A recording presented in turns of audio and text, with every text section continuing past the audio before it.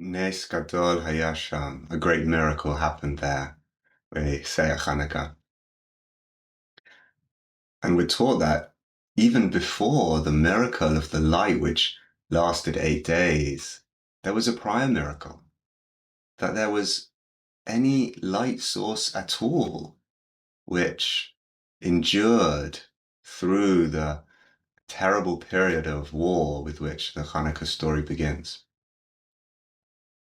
This light which abides, which endured, recalls the Or HaLev, the primordial light, which is said to have been hidden at the time of creation.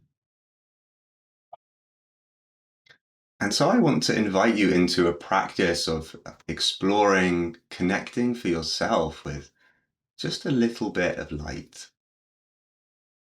which may have gone unseen for a time, which may be here, this light, this little bit of light, in ways that we don't immediately notice.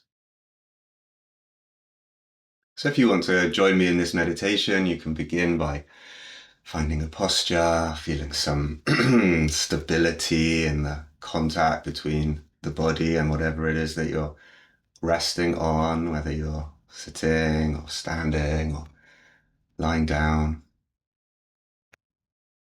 Noticing the support, contact, any sense of ground or steadiness that you can turn attention toward.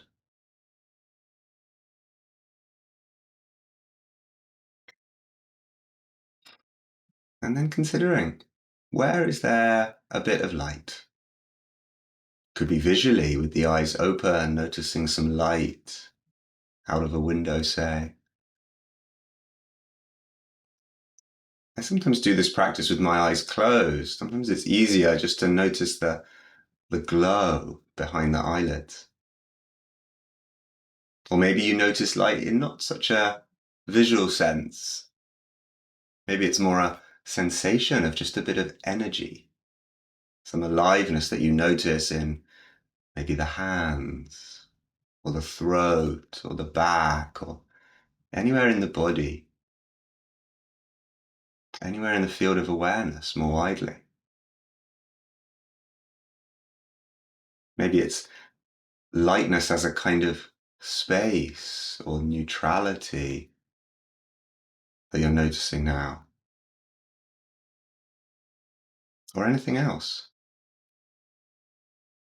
Just a little bit of what feels like light to you counts. Can we let that be real? The chink of light, the glimmer. A great option is also to imagine, to turn to light in the field of imagination.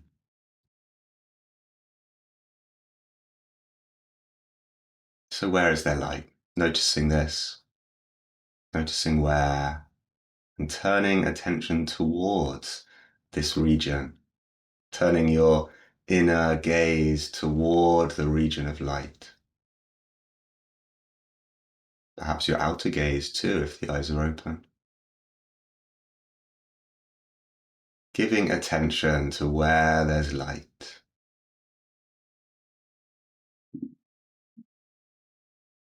Many things you could give attention to, and how about choosing to turn to where there's a bit of light, to this region.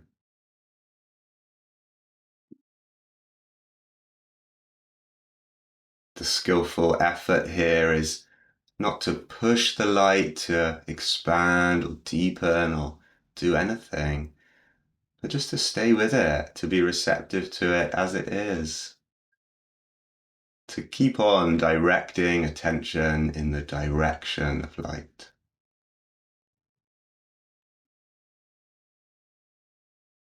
Turning towards and opening to receive. If the light wants to expand, great, we can give it room to do so. Let it in, but no pressure. Maybe it just stays a chink, and we just stay with. the little opening of light. Keep coming back to it.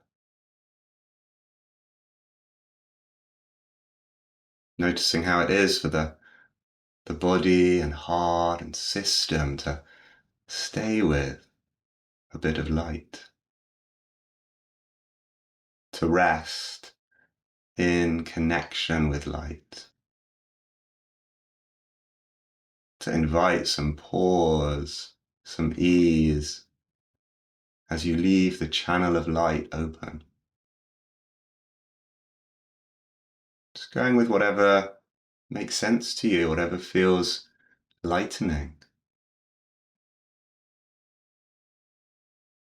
If there are any subtle shifts, noticing them in your sense of the balance of things, of space, warmth, of ease.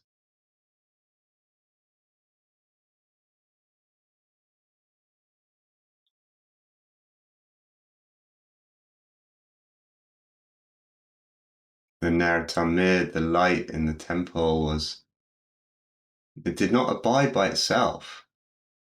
It was continually renewed. We tend light. We give it room in awareness to be noticed, to do what it wants to do, which is to radiate and brighten.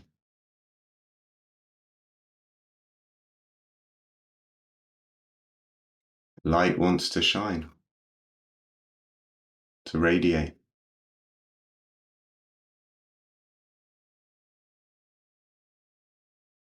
And we can be here for that. Awake and relaxed, opening to just however much light is shining at the moment.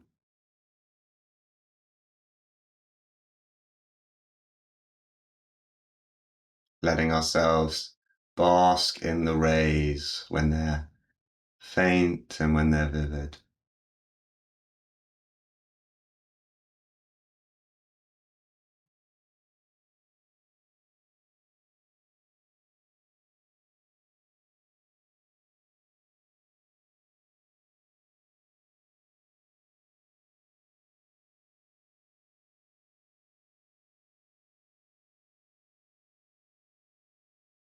So we'll come to the end together, but you can continue or come back any time to this practice of light. And if you're drawn to spend Hanukkah, Chag HaUrim, the Festival of Lights, with Mira and me, continuing the opening and exploration, wonderful, and see you there.